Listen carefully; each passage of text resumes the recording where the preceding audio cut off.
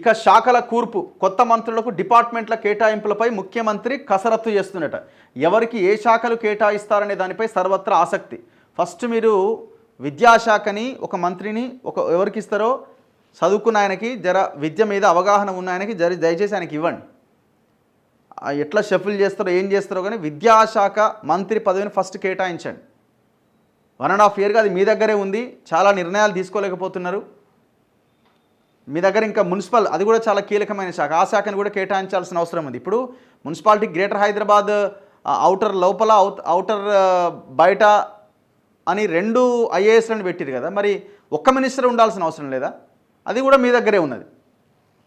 రాష్ట్ర క్యాబినెట్లోకి కొత్తగా తీసుకున్న 3 మంత్రులకు శాఖల కేటాయింపుపై సీఎం రేవంత్ రెడ్డి కసరత్తు ప్రారంభించారు. ప్రస్తుతం ఇతరులకు కేటాయించగా మిగిలిపోయిన ఎడ్యుకేషన్ కానీ, హోంమంత్రి కానీ, మున్సిపల్ అండ్ అర్బన్ డెవలప్మెంట్ కానీ, మైనింగ్ కానీ, స్పోర్ట్స్తో పాటుగా ఎస్సీ ఎస్టీ మైనార్టీ వెల్ఫేర్ డిపార్ట్మెంట్లు ముఖ్యమంత్రి వద్దే ఉన్నాయి. అన్ని కీలకమైన శాఖలే. హోంశాఖ కూడా ఆయన దగ్గరే ఉంది. ఈ క్రమంలో ఆదివారం కొత్తగా గడ్డం వివేక్ వెంకటస్వామి, అడ్లూరి లక్ష్మణ్ కుమార్, వాకిటి శ్రీహరిని మంత్రివర్గంలోకి తీసుకున్నారు. ప్రమాణ స్వీకారం కూడా పూర్తయిన నేపథ్యంలో వారికి ఏ శాఖలు కేటాయిస్తారనే దానిపై సర్వత్రా ఆసక్తి నెలకొంది.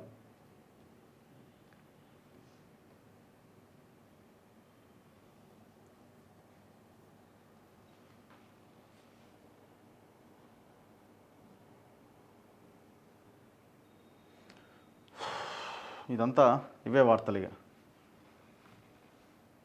మరి ఎవరికి ఏది ఇస్తారన్నది చూడాలి. మూసీ పునరుజ్జీవం, ఫ్యూచర్ సిటీ సహా ఇతర అర్బన్ డెవలప్మెంట్ కార్యక్రమాలపై రేవంత్ రెడ్డి మొదటి నుంచి ఫోకస్ పెట్టారు. మున్సిపల్ శాఖను ఆయన అత్యంత కీలకంగా భావిస్తుండడంతో దాన్ని ఎవరికి అప్పగిస్తారనేది ఆసక్తి రేపుతున్నది. మరో ముఖ్యమైన హోంశాఖ కూడా ప్రస్తుతం ముఖ్యమంత్రి వద్దే ఉంది. ఫోన్ ట్యాపింగ్, ఫార్ములా ఈ కార్ రేస్ లాంటి కీలక కేసులు పెండింగ్లో ఉండడంతో ఈ శాఖను ఇంకొంతకాలం ఆయన దగ్గరే ఉంచుకోవచ్చని తెలుస్తున్నది.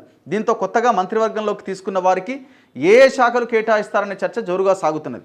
మంత్రుల సామాజిక వర్గాలు, వారి అనుభవం ఆధారంగా శాఖల కేటాయింపు ఉంటుందన్న అభిప్రాయాలు వ్యక్తమవుతున్నాయి. మంత్రి పదవుల్లో ఎక్స్పీరియన్స్ ఉన్న వాళ్ళైతే ఇప్పుడు ఈ 3లో ఎవరు లేరు, అంతా ఫస్ట్ టైమే. లక్ష్మణ్ కుమార్ కానీ, వివేక్ కానీ, శ్రీహరి కానీ.